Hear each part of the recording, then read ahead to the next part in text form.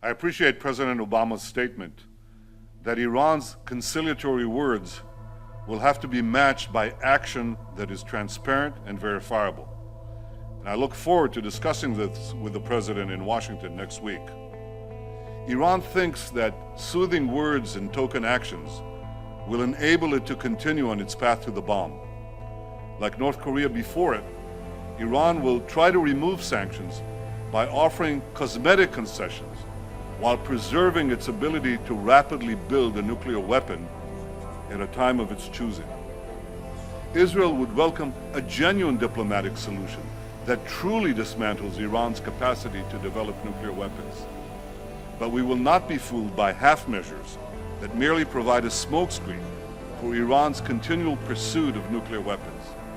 And the world should not be fooled either.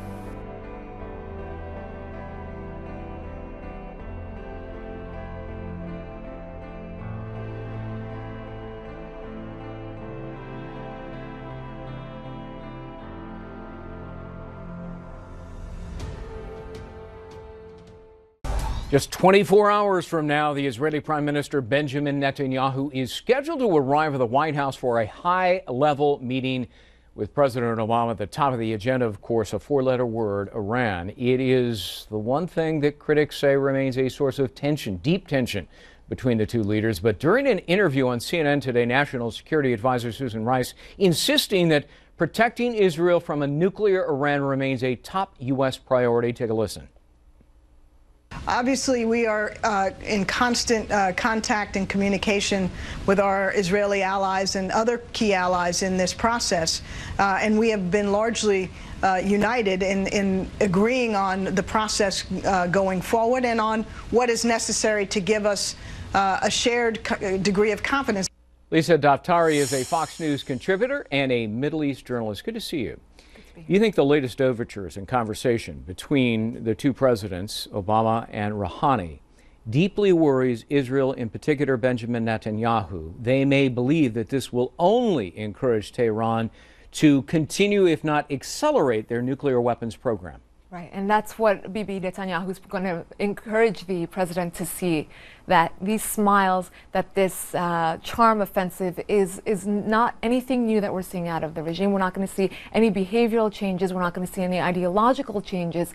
And he's going to have to, again, point out, he's going to give the president another history lesson in the way that he has in years past. He's going to say, look at their involvement in Syria. Look at, they're still the largest global supporters of terrorism. They are, human rights abuses. They're holding two American citizens. Does the Israeli leadership believe that President Obama is being played here by the mullahs and the new president of Iran? Absolutely, and he's not the only one. They're looking at North Korea as an example, the way the U.S. got played. They're looking at so many other chances that the Iranian regime had in order to prove themselves. Look, the sanctions weren't placed on the Iranian regime for nothing, and Bibi Netanyahu is probably going to point to that and say to the president, look at the reasons why sanctions were placed. And unless we see concrete examples of how they're going to change, smiles are really not going to make a difference here. After Syria, do you think the leadership in Tehran doesn't take President Obama seriously? They do not fear that America will take action? Right, and I think that's why the president's going to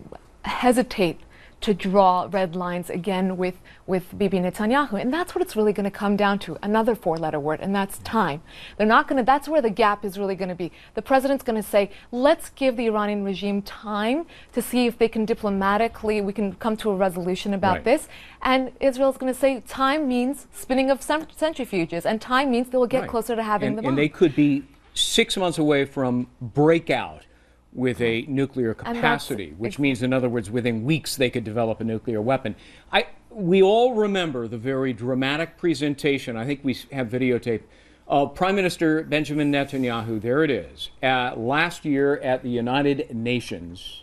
And, he talked about, and he's going to draw on in a moment the red line, and there it is, on a nuclear bomb developed by Iran. That timetable has to have been shortened by now. Is he going to lay it out for the president tomorrow when he meets with President Obama? Timelines, deadlines. Mr. President, here's how much time we have to have. Right, and I think privately he will have a very strong message for the president, but publicly when he comes to the UN, he's going to have to scale back a bit from his usual harsh approach as to not appear in stark contrast with the smiling Rouhani. But his message will be nonetheless very strong. And look, the bottom line is that for Israel, this is an existential threat. The Iranian regime is still making threats about blowing Israel off the map and still being, death to America chants that's what he was greeted with when he went back to Iran. With Iran and the United States now talking, now negotiating, does that mean that Israel invariably will have to take action alone? If they have to, they will, and that's what the Prime Minister will probably lay out for us, that if this is an existential threat, then we will have to do whatever it is to protect ourselves. All right. Lisa Daftari, should be an interesting couple of days. Absolutely. Tomorrow is the meeting, Benjamin Netanyahu and President Obama. Then on Tuesday, the speech. At the White House, and Tuesday's in New York. Yeah, at the United Nations. Right. Anticipated to be a very dramatic speech. Lisa Daftari, as always, good to see you. You Thanks. Too.